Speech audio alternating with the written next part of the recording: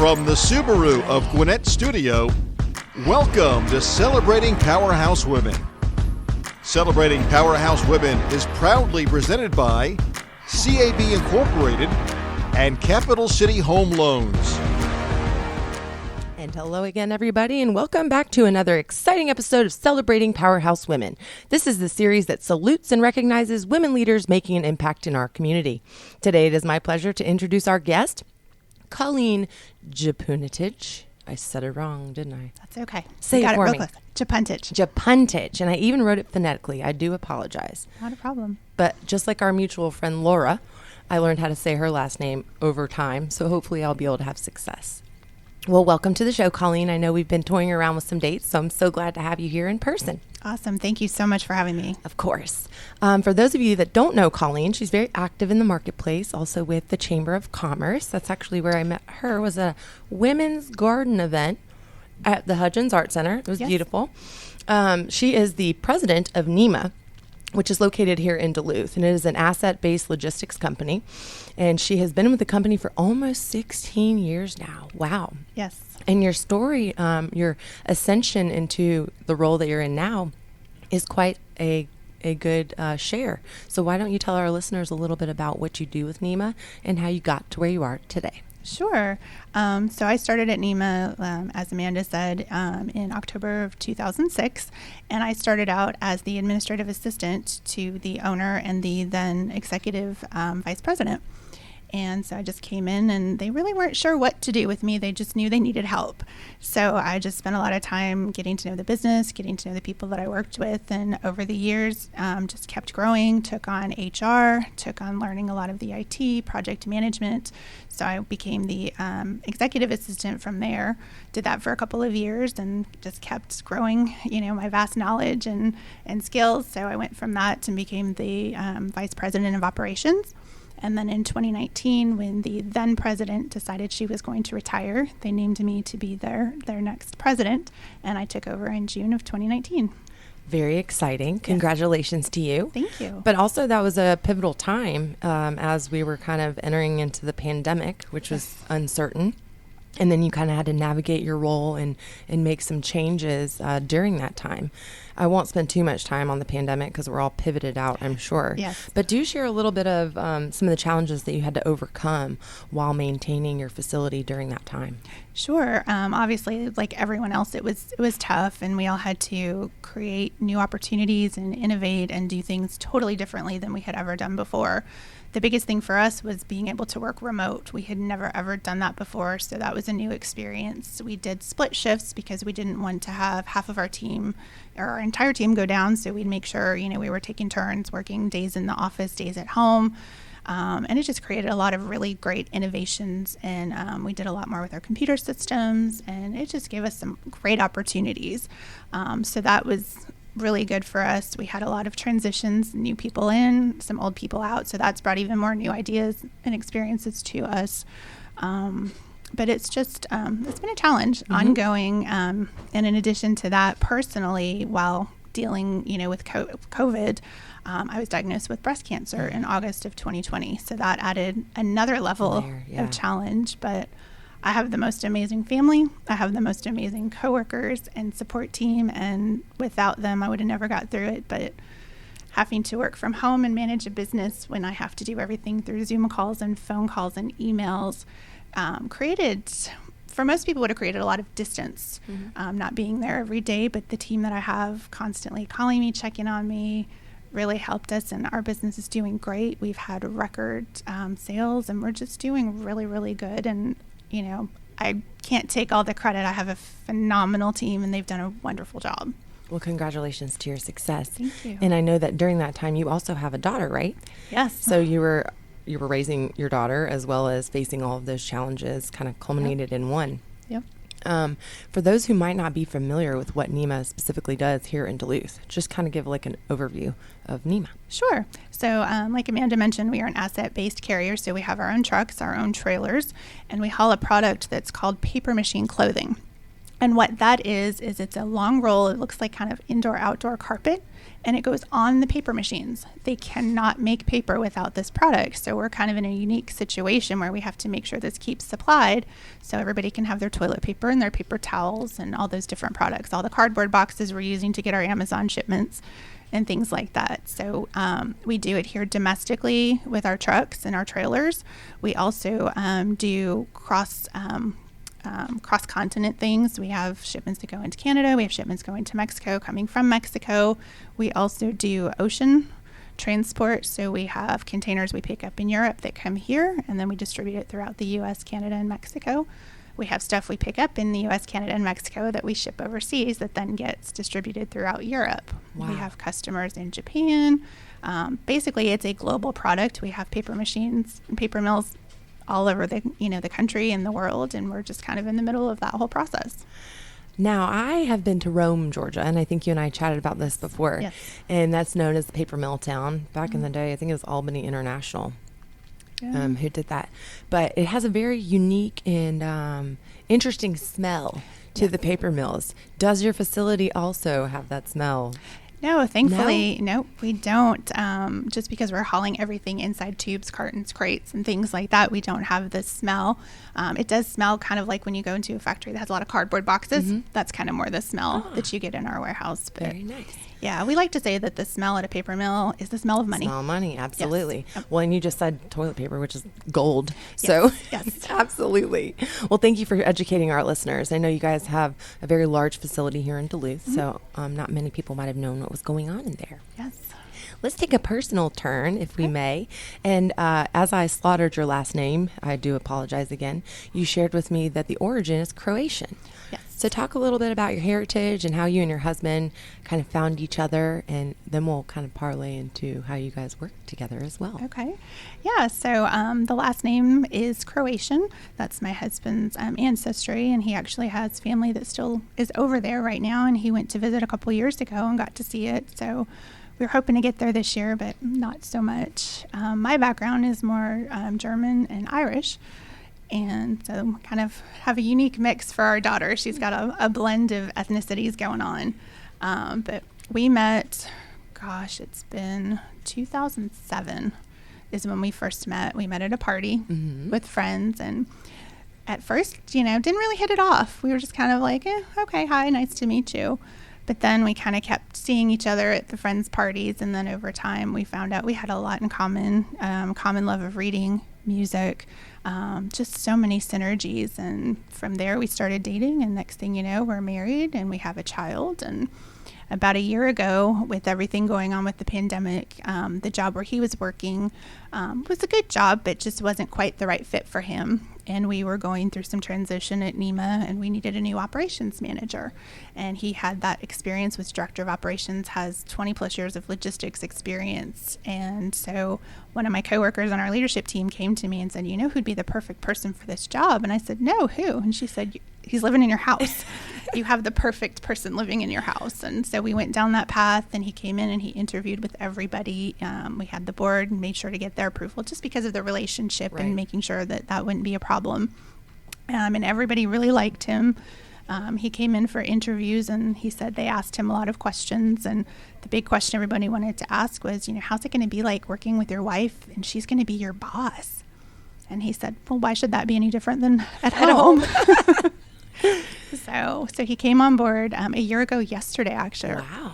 Yeah. So Happy or anniversary. Wednesday. So yeah. Mm-hmm. It's been full of challenges. Us trying to figure out our roles at work versus our roles at home. How do we not take the work home? Yeah. How do we have that separation, because we're always together? And I think we've navigated that really well. I think we've only gotten upset with each other a couple of times.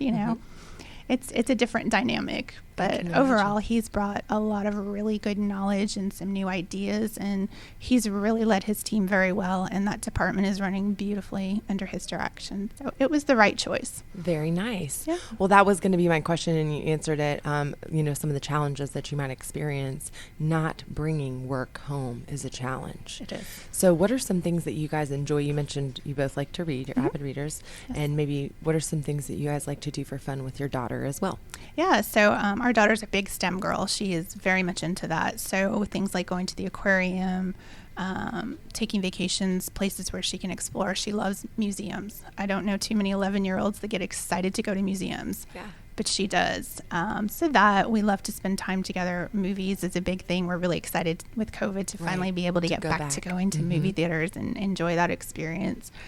Music, we're all big music fans. So anytime we can go listen to live music together, that's great. And then travel. You know, we love traveling, experiencing new places. In fact, next weekend we are taking our first big real vacation with our daughter, and we're going to Costa Rica for a week. Ooh, that's exciting. Yes. I know that the pandemic kind of put a damper on the travels. It did, along with my cancer and having to be extra careful. So we were kind of homebodies for 2 years, and now we're trying to get out and explore a little bit more. Yeah. And I wanted to say, now you're cancer free. Yes. As of last November. That's amazing. Yes, thank you. Of course. Well, I hope you guys have fun in Costa Rica. I've never been, so I'll look for some pictures after your trip. Absolutely. Talk a little bit about some of the things that kind of helped pave the way to having this mental fortitude and your ability to not only manage your company but also your home and your personal challenges. Yeah, well, I think a lot of it comes from my upbringing. Being a military brat, we moved around a lot, and so you learn to adapt to change and getting used to it very quickly. You learn to meet people, and I was terribly, terribly shy. You know, I still have my introverted moments, but just having to learn to meet people and see what else is out there, I think that really helped. Just a lot of good experiences moving around, living in different climates, different backgrounds, seeing all kinds of different ways that people do things. I think that was a huge thing. And then, of course, some of my early work experiences really taught me organizational skills and how to stay on top of things, always follow through, always, keep your word, follow up, follow through. I think those are the things that really, stuck to it. But also, my mom is a very positive influence in my life and a very good role model. And I think she just kind of has always taught me, always find the silver lining. Even in the darkest days, there's always a silver lining. Absolutely. And I think that's what got me through. And of course, my mom was here through a lot of my treatment. She stayed with me, my stepdad, my parents-in-law. They came and stayed with us for a couple months because being at home, dealing with all the treatment and everything, and then having, a 10-year-old, having to do homeschooling and digital learning. Oh my goodness, the challenge is there. But that's a very active age. So it is. Yeah, having to keep up. Are your parents local? Or you said they came in, so where do they live? Yeah, so my mom and my stepdad, they live in Pittsburgh. In fact, my daughter is with them right now, having some great time with grandma and grandpa. Summer vacation? Yes. Very nice. Yes. And then your husband's parents, are they local? So they actually used to be in Cordele, Georgia, but they just recently sold their house, and they are out touring the country in their camper and traveling and seeing the world and just having a great time. That's exciting. Yes. I know a lot of people that do that when retirement comes. My parents tried to do that with a fifth wheel. But you don't really need too many things, just a beautiful view and pack everything up, and you can just be on the beach one day and in the mountains in another. Exactly. My parents actually just finished a trip. They did I think it was 5 weeks all over the U.S. and fortunately it ended up with their camper getting damaged and having some not good things, but again, silver linings. My mom's looking for ways to find that, so now they're gonna have to travel and do different things than just riding around their camper. Yeah, I like that, silver lining. Yes. Wasn't there a book called Silver Lining? What was I thinking of? I don't know. I think it was called the Silver Lining Playbook. Yes. And it was made into a movie as well. Yes, with Jennifer Lawrence. Yes, and, exactly. I can't remember the guy's name. The handsome fella. The handsome fella. Yes. You know what? I just had a weird thought because you were talking about movies, and I saw the preview for the new Jurassic Park. Okay. But when I was young, I used to go to the High Museum of Art in Atlanta. Okay. Is that some place that you've ever taken your daughter? We actually haven't been there. We've been to most of the other ones. That's just one. I'm not a big art fan. She is. So we really need to put that on our list. Well, they have exhibits, and that's what I was thinking. Let me tie it back in with the dinosaurs. I remember one that I very much enjoyed in my youth, and it was a dinosaur exhibit. And they had the whole big Tyrannosaurus Rex, skeleton, and all this stuff that you could walk through. And I mean, it was very interactive and really cool. I highly recommend you checking it out for her. Absolutely. We'll check that out this summer. Okay.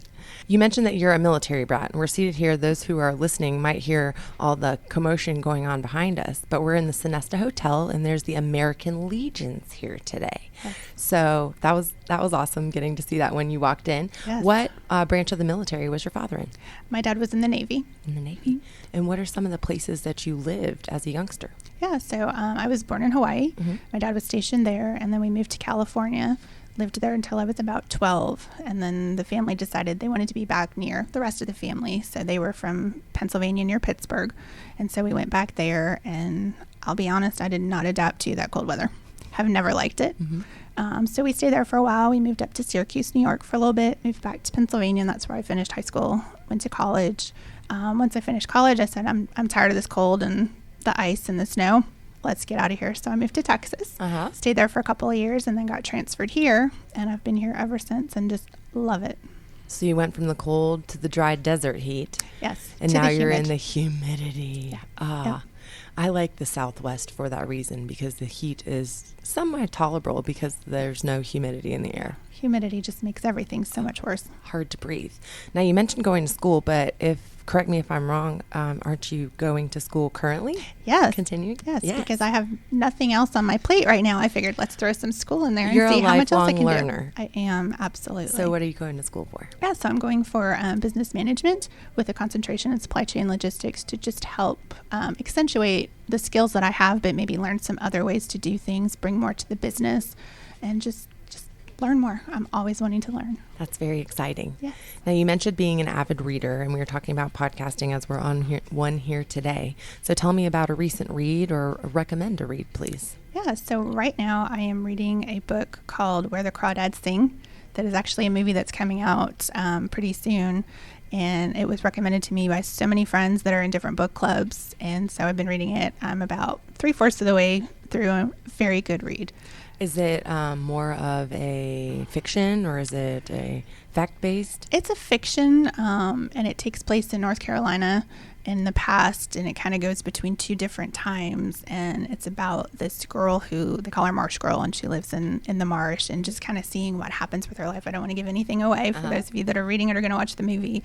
But it's just really well written. And again, it's a story of a girl who has a lot of adversity, and watching her come up into life and seeing how she deals with things. So there's a lot as I'm reading this book, even though it's totally different worlds, you can see the parallels of how, overcoming obstacles just makes you such a tougher person and able to just conquer things so much more easily. Absolutely. Well, you said a word and that kind of triggered something. You said adversity, and I definitely wrote that down so I can check it out. Yes.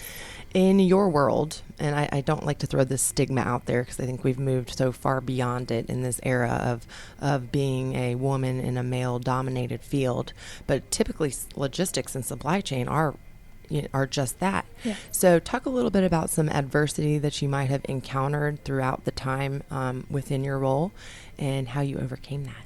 Yeah. So, gosh, I can think of so many examples. You're absolutely right. I mean, it is a male-dominated field, and there was a lot of negativity about, wow, there's a female doing this. And, as an admin assistant, you didn't see too much because people have a role. Females are typically admin assistants. But as I started moving up the ranks, you started seeing people get surprised and are like, oh, you're a VP, or, I get it. Even though there's so many female CEOs and presidents today, people still are like, oh, wow, you're in charge. As though we're not capable and we don't have the skill set to do it. And we're so meek, and, you don't necessarily have to be a big, loud personality to run a business, to be successful. And I think that's one piece of adversity that I've overcome, is just that negative chatter and not letting it keep me down and say, I can't do this role because I'm not a male, or I don't have enough, outgoingness or whatever. A lot of things I think sometimes are just how people talk about transportation. I mean, you think about drivers in particular. We have a couple of female drivers, and they are fantastic. They're great people, but it is a male-dominated industry. And so trying to be a female talking to drivers sometimes creates challenges because they don't want to listen, because they're like, well, you're a female. You can't possibly know what it's like to be a male in this world, in this job. And it takes a lot of patience, a lot of understanding. And I think that's the biggest thing, is I always try to come at people instead of being the boss and trying to be not necessarily the friend, but trying to be empathetic and talk at them like they're a person. Yeah. We're two people. Let's take the titles out. Let's take the hierarchy out. Yeah. And let's just talk and figure out how do we work together? How do we solve this problem? How do we come together? I like that. And you definitely are an empathetic person and a very good listener as well. Thank you. You're welcome. Colleen, I know time just flies by so quickly when you're having fun. We're going to have a quick word from our partners, and when we come back, we will talk about the NEMA cats. Since 1982, CAB Incorporated has been a distinguished leader in manufacturing and global sourcing, serving a variety of industries, including infrastructure, hydraulics, automotive, and rail, with their precision machined iron and steel products. As a woman-owned company, CAB Incorporated is proud to be a returning partner of the Celebrating Powerhouse Women series. With strong roots in the past and firm footing in the future, Capital City Home Loans combines an old-fashioned sense of community with a progressive attitude. They are a trusted full-service lender, offering mortgage finance products and empowering their associates to help clients choose the best options. They are focused on being the best and strongest lender in the Southeast. Visit cchl.com/locations to see all of their offices, including Gwinnett. All right, and welcome back. For those of you who are just joining us, I am here with Colleen in studio. She is the president of NEMA here in Duluth. And before the break, we were kind of talking about logistics, etc., but we're going to shift gears here. And I'd like for you to tell our listeners a little bit about the four-legged friend that you have at home, and then the four-legged, we'll call them, let's see here, support or therapy animals that live at your facility. Yes. So at home, we have Trixie. We've had her since December of 2019. So she was right before the pandemic. We got her after we had lost our previous cat in April. And she's a great little cat. She's very affectionate, but she has some weird little quirks. Ooh. Yeah. So she loves to chase bugs. She loves to play, but then she can turn and, nip at you. Yeah. Yes. But she's got the most amazing orange-colored eyes. Oh. It's very rare in cats. And you adopted her? We adopted her from Fur Kids, which Nice. is one of our favorite places, big time. I'm very love. familiar with Yes, Fur Kids. Yes. My daughter wants to volunteer there when she gets old enough to spend time with the cats, and she used to go. We've been there a couple times with Girl Scouts and doing different events, and she loves reading to the cats. Was a big thing when she was learning how to read. I love that. Yes. So it was really a great opportunity. Well, just really quickly to insert, you and I were chatting about one of our faithful supporters of the series, and that's Terry Jondal. And last season, we partnered with Cat Rangers, and we actually do their golf tournament annually. And if you're not familiar with the organization, what is it, Mike? I'm looking at you for their slogan. They're the Special Forces of Cat Rescue or something. It's really, really cool. Nice. But they had a home-like we'll call it sanctuary in Beaufort, where all the cats live freely in a home setting. So it's not like they're in, like in the pound and the little steel, tables, etc. Yeah. And they do a lot of things as far as socialization. So if your daughter ever wanted to go there and hang out with the house kitties and maybe read to them as well, she would be welcomed with open arms. Yes, we'll have to reach out to Terry and see about doing that. Catrangers.org. Yes. There you go. Absolutely. And we used to have a really funny commercial. So tell our listeners a little bit about the two cats at NEMA. Yes. So we love our two cats at NEMA. We have Frankie and Rosie. They're brother and sister, and they could not be more different. Frankie's the very outgoing, social one. He'll come up and greet you. He will beg for attention.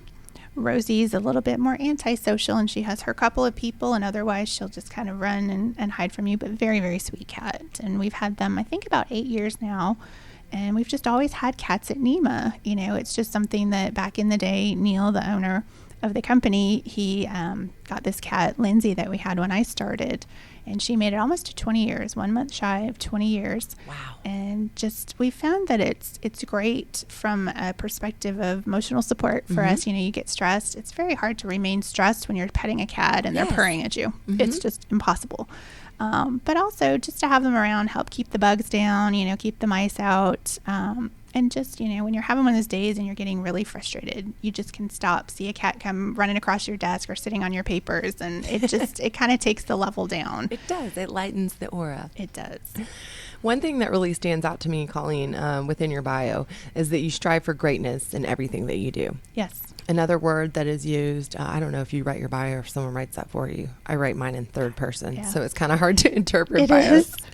Is the word tenacity. And you are obviously a tenacious person. What does it mean to you to be tenacious? Yeah, for me, it's just to keep going at it. Don't let problems get in your way. Don't let people get in your way. If you really want something, go get it. You can make excuses all day, but that's what they are. They're excuses. And, unless there's just physically some reason you can't go do it, get it done.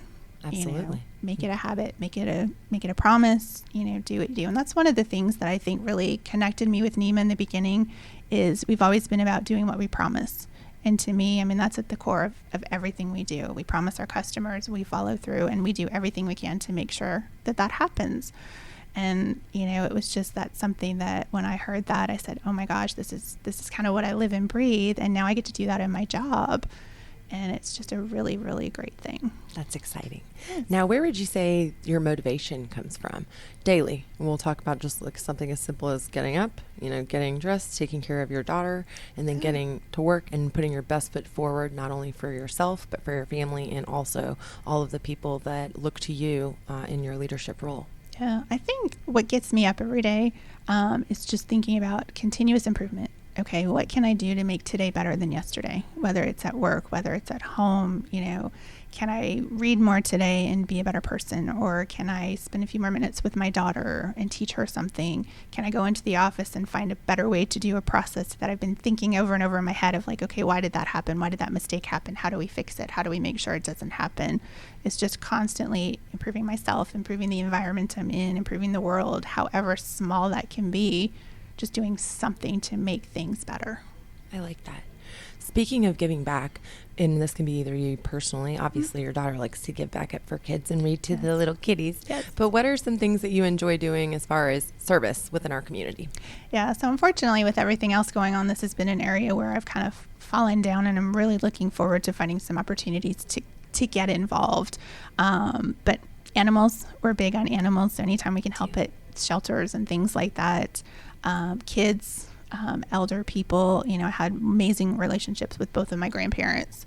And so trying to help other people who maybe don't have kids around or things like that, that would be something I think that would be a really good opportunity.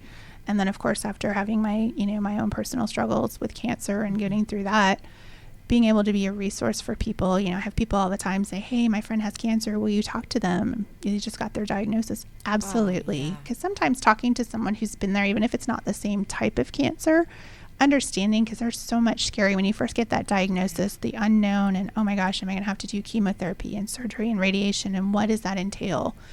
Helping people with that. So, I did my first Relay for Life back in May, and it was an amazing experience for me as a survivor, but also to help other people and kind of pay it forward and do that. So those are opportunities that I really want to try to get more involved in and just help. Very exciting. Well, we host here in studio annually in October. They do the Real Men Who Wear Pink of Atlanta, and it's all for the American Cancer Society. And we do what we call the blowout, the pink blowout. Nice. And we have all the fellas come in here, and they're all in their pink. And Mike has even been known to make an appearance in a pink shirt with other pink accents. He's rolling his eyes back there. But maybe you'd like to join me this year. That would be fantastic. I think that would be fun. Yes. Colleen, I wanted to ask you really quickly before we kind of round things out here, if there's anything that you want to leave our listeners with as far as wisdom or kind of a final thought. Yeah. So again, I think going back to the whole continuous improvement, every day wake up and think, what can I do better? Myself, my world, my environment. And the only other thing I would say is be impeccable with your word. People, I read it in a book once and it's always stuck with me. When you're impeccable with your word, people trust you, people like you, people can relate to you. And, you can just do so much in life with just being impeccable. Keep your word and follow through.